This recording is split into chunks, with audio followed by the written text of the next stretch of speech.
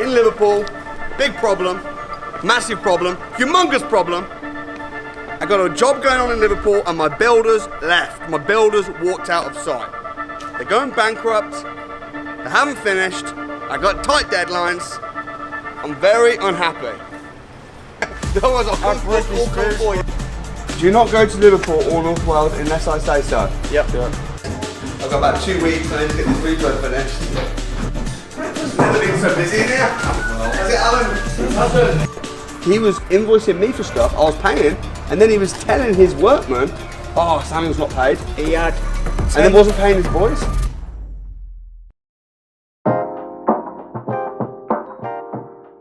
Hey, what's up? My name's Samuel Leeds, and now I've finally recovered from the horrible situation with a builder that walked off site, literally closed down his company and left me in the absolute poo. And I did a video on this where you may have seen a little bit of my reaction and the whole drama going off.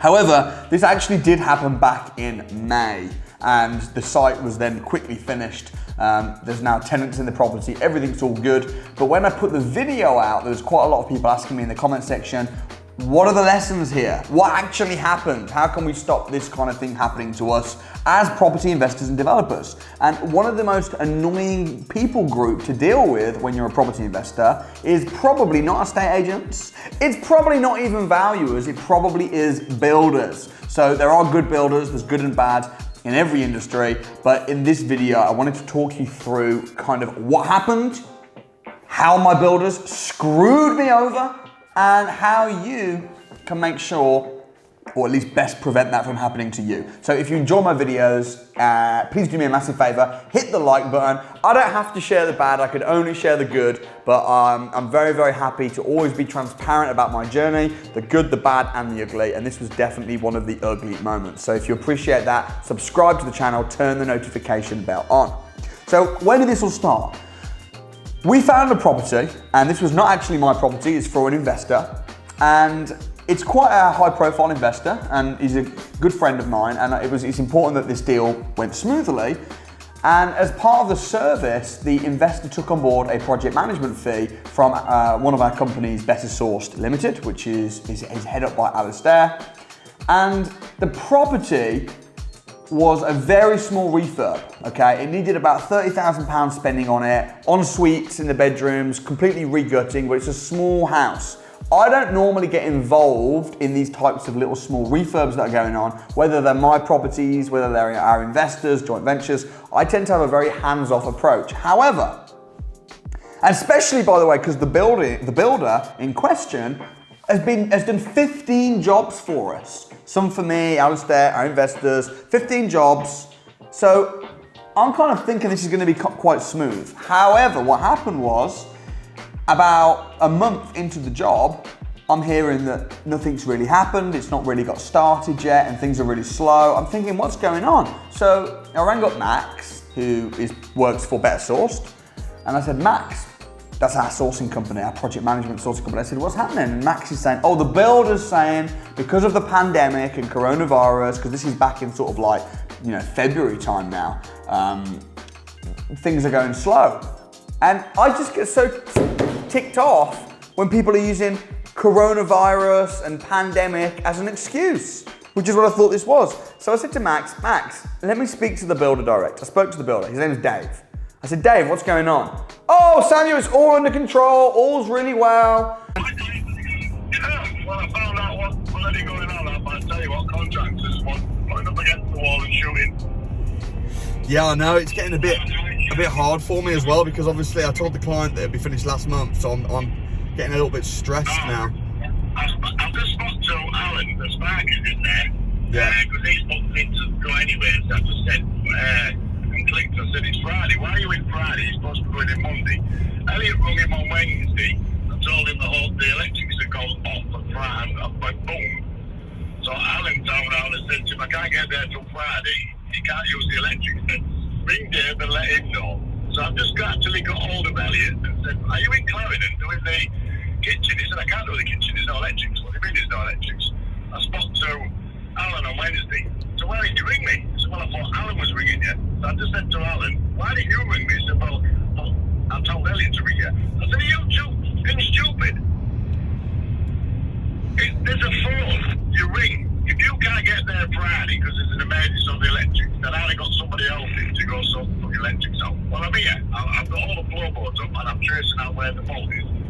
I'm like, all right, fine. Anyway, I keep getting complaints about this particular house, about this particular builder. Things are going really slow. So I thought, you know what? I'm going to jump in and I'm going to just get this finished. So I rang up Dave. I said, Dave, what's the schedule of works? When's everything going to happen? He's saying, right, we've ripped the house, we've ripped everything out now, we've put everything in the skip. You know, we've had the first fix of electrics, the first fix of plumbing. So, you know, we've made a good start. Next is this. So we put together a schedule of works, which we agreed upon. He's using pandemic as an excuse. Oh, we can't have more than 2 people in a house at once. And I'm because I know that I've been able to get there because of the light. And I said to Alan, you don't think it's a piss now. But this will be on a joke. So next week, I'll be down there. And I'm not having this. Yeah, it's really not. It's just not good enough because it doesn't take that long to plaster a house, or fit a kitchen. And the kitchen's been in there now almost 2 weeks, and I'm looking like a right idiot to the client. The kitchen's been in there, but no, I can't guarantee you. But I Tuesday, Wednesday, that kitchen will be in place, the bleeding plaster will be finished. And this, and materials are out of stock here. So I said, look, let's put together a schedule of works from start to finish. Worst case, bearing in mind the pandemic, I don't want any excuses, let's do it. So we agree upon when everything's going to happen, and that's all that. And then what happened is, just every step of the way, there's a delay, there's a problem. And Dave, the builder, kept saying to me, my wife is in hospital. Now listen, if your wife is in hospital, that's a really sad situation. But when a builder or anyone, a professional person, starts speaking like that, usually when their wife's in hospital or their dad's just died or some issue, I'm not saying it's not true, but often it's an excuse. Or they're trying to set the scene, they're trying to set you up for a big disappointment. So I'm like, look, Dave, I'm really sorry to hear about your wife, that sucks, but like, what's happening? And in the end, he said to me, oh, you know, we just need a little bit more money for this, and just need a little bit more money for this. We paid for all the en-suites, the bathrooms, we paid for all the plasterers, and I went to the property, no one's there. I'm like, Dave, what's happening? And then in the end, I push, and then Dave walks off. He steals my money that I've paid him for the materials, for the en-suites and the bathrooms. Can't get hold of Dave. I get a message from Dave saying, I'm winding my company up. It's going insolvent. I'm really sorry. I'm like, oh my goodness, this is terrible. So straight away I've lost money.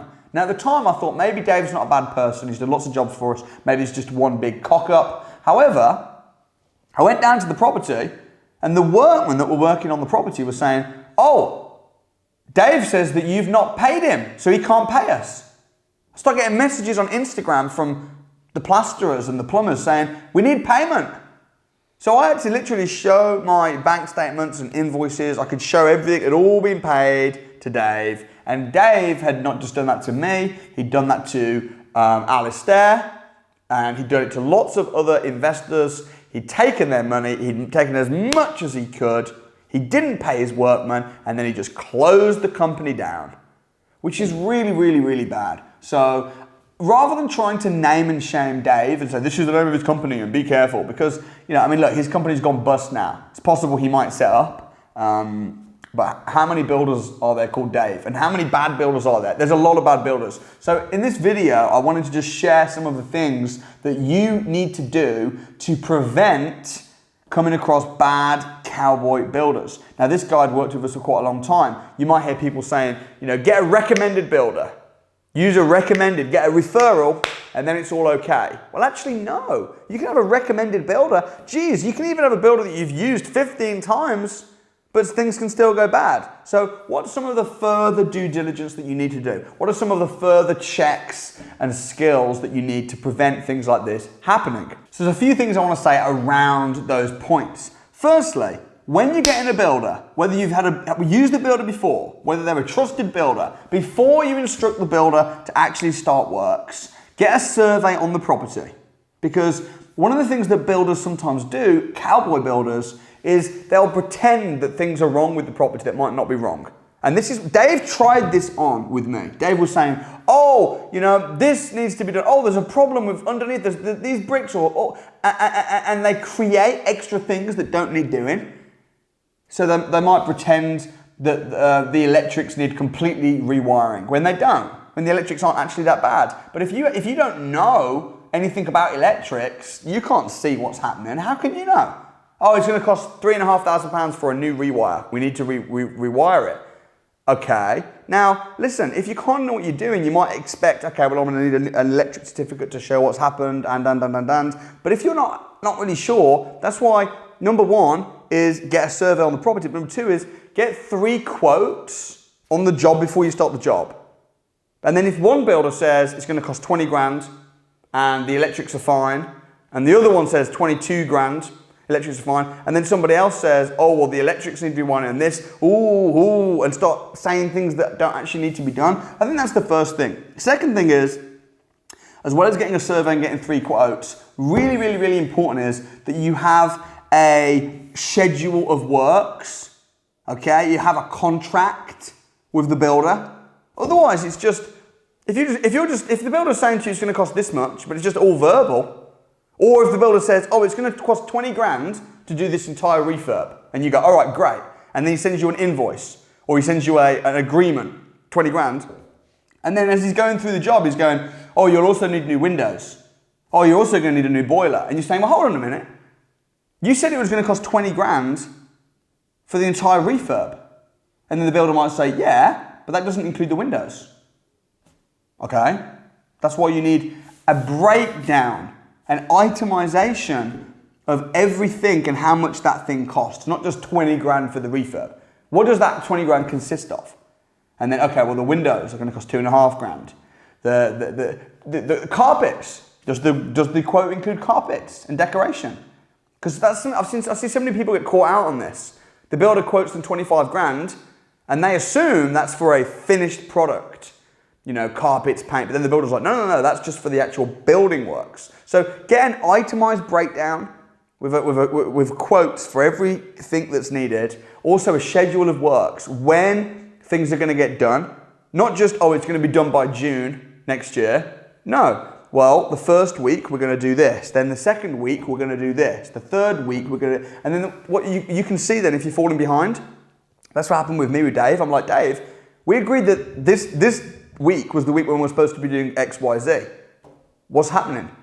Otherwise, you just think, oh, it's going to be done by June, and then the end of May comes, and you go, hey, is it still going to be done by June? And then suddenly it's a surprise.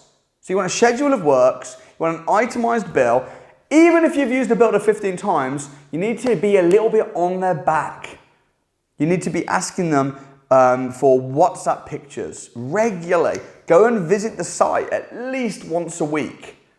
Okay, and sometimes you might want to have a site visit where you're going to be inspecting the work, and sometimes you want to do spot checks. I used to when I used to pop down to the property, I'd go down at 9 a.m. No one's here. They'd be rocking up at 11 a.m. and leaving at 3 p.m. But if you're there, you can see it, and if you can't do it, get somebody to be close by. And then lastly, and so important, and listen, I lost about 7 grand to this builder because he charged me for materials and then he didn't get the materials. So I had to buy them again. But I know people that lost £20,000 and more with this same builder because some people were, he would rinse me for however much he could have rinsed me for. He was rinsing everybody from every which way. And then with a view to close down the company, which is why I just thought I have to share what happened in this video. And rather than try and name and shame, it's more about how for you to stop it. But don't pay large amounts of money up front, okay? If the quote's going to cost 25 grand and the builder says it's going to cost 25 grand to do this refurb, but I will need payment up front. Never ever do that. You always want to stage the payments out. So you might say, look, I'll give you, what's the first week going to consist of? Oh, the first week is going to be rip out. All right, great. And then what about the second week? Oh, the second week is plastering. All right, cool. So I'll pay you for the skip that's needed for the rip out, and I'll pay you for all the plaster and everything so the boys can get all ready. I'll pay that up front. So you might work out, I'll pay you know, £4,000 or whatever it might be up front, and then you've got all your materials and you can get going, and then once the rip out's been done, I'll pay you £1,000 for the labour. And then once the plastering's been done, I'll pay you £3,000. And you stage it. And then every time you make a new payment, go and visit the property, check that it's been done, and if it's been done and if it's satisfactory, then you make the payment. But don't be paying loads of money up front, because builders can just close the company down and do a runner. So I think that's the biggest advice that I could say. Another thing is how you do anything is how you do everything. So when you're getting builders on board, if they start making excuses, it's a bad sign. If when you're very first getting quotes, if you're having to chase the builder just to give you a quote, if the builder says, I'll give you a quote on Friday, and then Monday comes and you've not had it and you're chasing them and you can't get hold of them, bad sign. Bad sign, because how you do anything is how you do everything. So those are just a few lessons. I could probably spend 2 days talking about how to manage and project manage builders. Another little tip is to just have a little WhatsApp group with everybody that's involved in the refurb, and then you can all communicate. Communication, that's the biggest thing. Communication. Be in regular communication with your builder. Make sure you're on the same page. Things will go wrong, that's okay. There might be extras. Oh, we couldn't have possibly known about this. That's okay. But just make sure you're in good communication, and make sure that before you instruct a builder and pay them, you have a clear agreement, a written agreement of what's expected between you and the builder. I hope you found this video helpful. If you did, hit like, and I look forward to sharing more successful projects with you real soon. Thanks.